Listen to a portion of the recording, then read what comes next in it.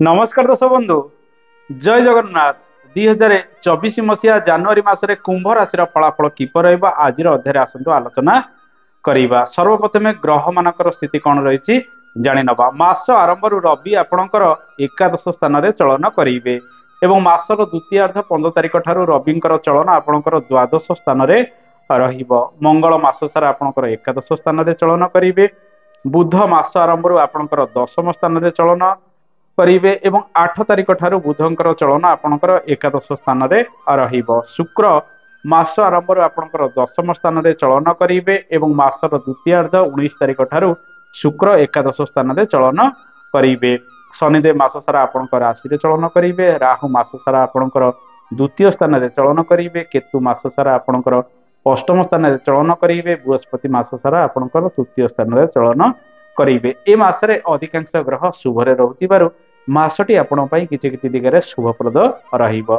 शनि 7.5 प्रभाव रे आपणक राशि रहुछि तेणु विभिन्न क्षेत्र में सामान्य समस्या मध्य आसीपारे। ए मासरे रवि सुधी किंबा गुरु सुधी रहिबो नाही तेणु शुभ मांगलिक कार्य गुड़िक करिया पई मासटी सेते प्रशस्त रहिबो नाही। स्वास्थ्यर स्थिति जो देखिबा शनि 7.5 प्रभाव रे आपणक राशि रहुतिबारु मन बेले बेले अशांत रहिबो। मानसिक अस्थिरता समय समय लागि रहिबो। वयोज्येष्ठ व्यक्ति माने हाड़ गोड़े समय समय पीड़ा भोग करी पारंती। द्वादश स्थान में 15 तारिख ठारू रविंकर चलन रहुतिबारु आखि पादरे समस्या किछि भोग करिवे। पीड़ा किछि भोग करि पारंती। जानवाहन प्रति सतर्कता अवलंबन करने आवश्यक। मां को स्वास्थ्य रे सुधार आसीबो। संतान सुख आपन को ए मासरे प्राप्ति होबार जोग रही। नूतन गर्भधारण करने पई मासटी अनुकूल रहिबो। से सब दिगरे आपण चेष्टा प्रचेष्टा मध्य करबा आवश्यक। ए मासरे पिता स्वास्थ्य रे मध्य धीरे धीरे उन्नति आसीबार संभावना रही। भाग्याधिपति बुध मास सारा शुभरे रहूतिबारु भाग्य क्षेत्र में उन्नति प्रगति शुभ मांगलिक छोट मोट कार्य क्षेत्र में आपण मध्य सफल हो पारती। तीर्थस्थल को भ्रमण सुजोग आपण को मासरे प्राप्ति हम। वयोज्येष्ठ व्यक्ति मानकर सहयोग आपण को यह समय मिल पारे। पिता सहयोग रे प्रत्येक कार्य करंतु कर्ममय जीवन में सफल हो पारती।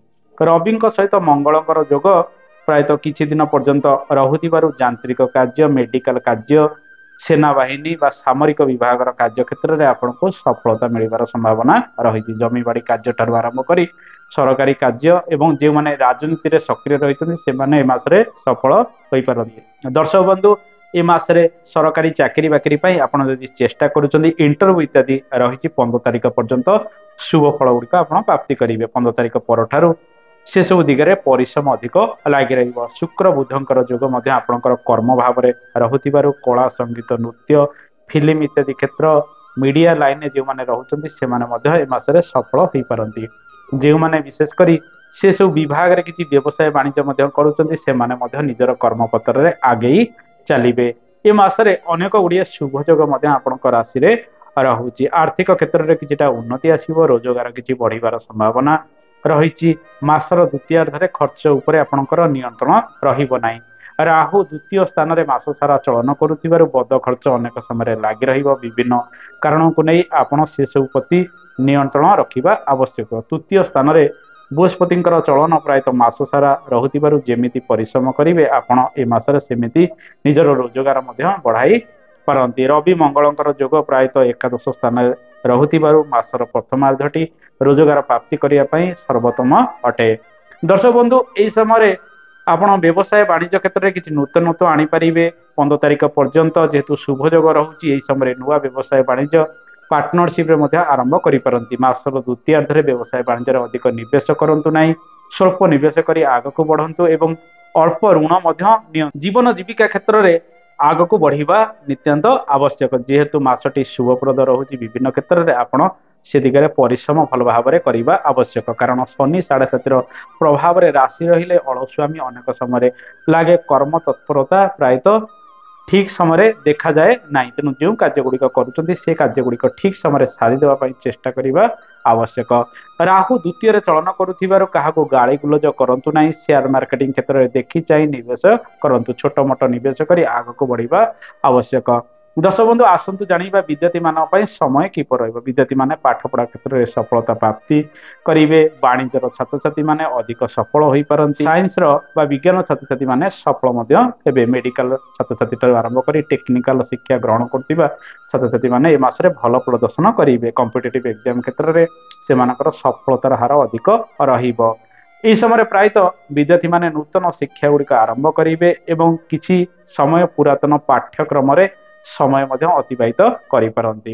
ଦର୍ଶକ ବନ୍ଧୁ ଦାମ୍ପତ୍ୟ ଜୀବନ ପାରିବାରିକ ଜୀବନ କିପରି ରହିବ ଆସନ୍ତୁ ଜାଣିବା। ଦାମ୍ପତ୍ୟ ଜୀବନରେ ସୁଖ କିଛି ବଢିଲେ ମଧ୍ୟ 15 ତାରିଖ ପରଠାରୁ ରବି ବ୍ୟୟରେ ଚଳନ କରୁଥିବାରୁ ଜୀବନସାଥୀଙ୍କର ସ୍ୱାସ୍ଥ୍ୟକୁ ନେଇ ଆପଣଙ୍କର ଚିନ୍ତା ରହିବ। ଶନି 7.5 ପ୍ରଭାବରେ ରାଶି ରହୁଥିବାରୁ ଏବଂ ଶନିଙ୍କର ପ୍ରଭାବ ସମ୍ପୂର୍ଣ୍ଣ ରୂପେ ସପ୍ତମକୁ ରହୁଥିବାରୁ ଜୀବନସାଥୀଙ୍କ ସହିତ ଅଧିକ ସମୟ ଗୁଡ଼ିକ ଅତିବାହିତ କରନ୍ତୁ। ତାଙ୍କ ଦେହପାର ଯତ୍ନ ସମୟ ସମୟ ଅଧିକ ନବା ଆବଶ୍ୟକ।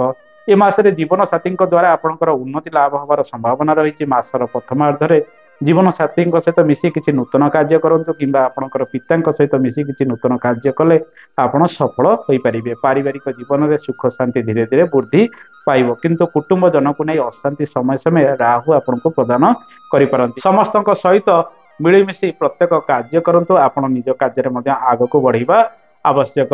ପୁରାତନ ଗୃହ କାର୍ଯ୍ୟ ଗୁଡ଼ିକ ଧୀରେ ଧୀରେ ଆରମ୍ଭ କରିବା ପାଇଁ ସମୟ ଅନୁକୂଳ ରହିବ। ବିଭିନ୍ନ କ୍ଷେତ୍ରରେ ଆପଣଙ୍କର ସଫଳତାର ହାର ମଧ୍ୟ ବଜାୟ ରହିବ। ଏହି ସମୟରେ ବନ୍ଧୁଙ୍କର ସହଯୋଗ ଆପଣଙ୍କୁ ପ୍ରାପ୍ତି ହେବ। କୃଷି କର୍ମ ଠାରୁ ଆରମ୍ଭ କରି ଫାର୍ମ ହାଉସର କାର୍ଯ୍ୟରେ ଆପଣ ମଧ୍ୟ ସଫଳ ହେବେ। ନୂଆ ଯାନବାହନ କିଣାକିଣି ଠାରୁ ଆରମ୍ଭ କରି ନୂତନ ଭୂମି ଜମି ଜମା କାର୍ଯ୍ୟ କ୍ଷେତ୍ରରେ ମଧ୍ୟ ସଫଳ ହୋଇପାରନ୍ତି। ଘର ପରିବାରରେ ଅଶାନ୍ତିର ବାତାବରଣ ଟିକେ ରହିଲେ ମଧ୍ୟ ଆପଣ ଅନେକ ସମୟରେ ସୁଖ ଭୋଗ କରିବେ। ମହିଳାମାନେ କର୍ମଜୀବୀ ହେବେ।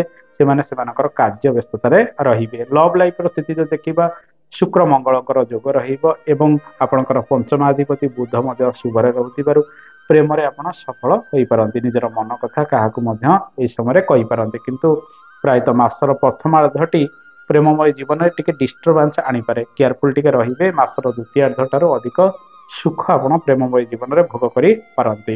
ଦର୍ଶକ ବନ୍ଧୁ ବିଦେଶ ଯାତ୍ରା ଯଦି କରିବା ପାଇଁ ଚାହୁଁଛନ୍ତି ଖର୍ଚ୍ଚାନ୍ତ ସାମାନ୍ୟ ହେଲେ ମଧ୍ୟ ସ୍ୱାସ୍ଥ୍ୟର ଯତ୍ନ ନେଇ ଆପଣ ଦୂର ସ୍ଥାନକୁ ଯାତ୍ରା କରନ୍ତୁ। 15 ତାରିଖ ପରଠାରୁ ଦୂର ସ୍ଥାନକୁ ଯାତ୍ରା କରିବାର ସୁଯୋଗ ପ୍ରାପ୍ତି କରିବେ। କୋର୍ଟ କେସ୍ ଯେଉଁମାନଙ୍କର ଲାଗି ରହିଛି ସେମାନେ ସେଥିରେ ଖର୍ଚ୍ଚାନ୍ତ ହେବାର ସମ୍ଭାବନା ମଧ୍ୟ ରହିଛି। ବ୍ୟବସାୟ ବାଣିଜ୍ୟ ଠାରୁ ଆରମ୍ଭ କରି ନୂଆ କର୍ମରେ ଆପଣଙ୍କର ଆଗ୍ରହ ଏ ମାସରେ ଅଧିକ ରହିବ। ଏ ମାସରେ ପ୍ରତିକାର ଗୁଡ଼ିକ କ'ଣ କରିବେ ଆସନ୍ତୁ ଜାଣିବା। ଶନି 7.5 ପ୍ରଭାବରେ ଆପଣଙ୍କର ରାଶି ରହୁଥିବାରୁ ଧୀରେ ସୁସ୍ଥେ ପ୍ରତ୍ୟେକ କାର୍ଯ୍ୟ କରିବା ସହିତ ଶ୍ରୀ ହନୁମାନଙ୍କର ଉପାସନା କରନ୍ତୁ। ମା କାଳୀଙ୍କର ଉପାସନା କରନ୍ତୁ। ଆପଣ ଜୀବନରେ ସଫଳ ଅଧିକ ହେବେ।